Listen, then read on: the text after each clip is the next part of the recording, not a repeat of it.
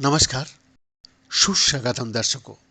जी मैं फिर एक बार बीएन आप लोगों के साथ एक सनसनीखेज खबरें लेकर आया हूँ।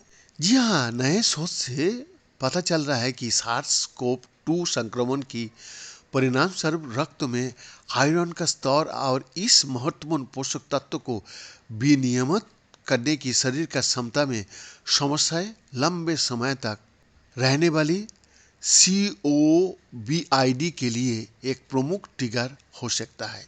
खोज न केवल स्थिति को रोकने या इलाज करने की संभावित तरीका की ओर इशारा करती है, बल्कि ये समझने में मदद कर सकती है कि लंबे समय तक रहने वाली COVID के समान लक्षण आमतौर पर कई पोस्ट वायरल स्थितियों और पुरानी सूजन में भी क्यों देखा जाता है। जी हाँ, आयरन का स्तर और जिस तरह से शरीर आयरन को नियंत्रित करता है वो सार्स कोव 2 संक्रमण के दौरान शुरू में ही बाधित हो गया था और ठीक होने में बहुत लंबा समय लगा, खासकर उन लोगों में जो महीने बाद लंबे समय तक COVID की रिपोर्ट करते थे।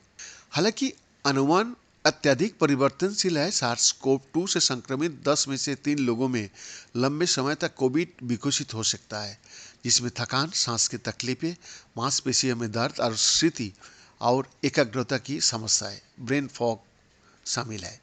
राष्ट्रीय सांख्यिकी कार्यालय के अनुसार मार्च 2023 तक अकेले यूके में अनुमानित 1.9 मिलियन लोग 100 रिपोर्ट किए गए लंबे COVID का अनुभव कर रहे थे। कोविड-19 महामारी की शुरुआत के कुछ ही समय बाद कोविड का जो भयावहता था, उसमें कैम्ब्रिज विश्वविद्यालय के शोधकर्ताओं ने उन लोगों को national institute for health and care research bio research के कोविड-19 समूह में भर्ती करना शुरू कर दिया, जिन्होंने वायरस के लिए सकारात्मक परीक्षण किया था। इनमें Cambridge university hospitals NHS foundation trust में भर्ती मरीजों को माध्यम से नियमित जांच के माध्यम से पहचाने जाने वाली स्वास्थ्य देखभाल कर्मचारी शामिल थे, जिनमें से कुछ इसकी गहन देखभाल इकाई में भर्ती थे।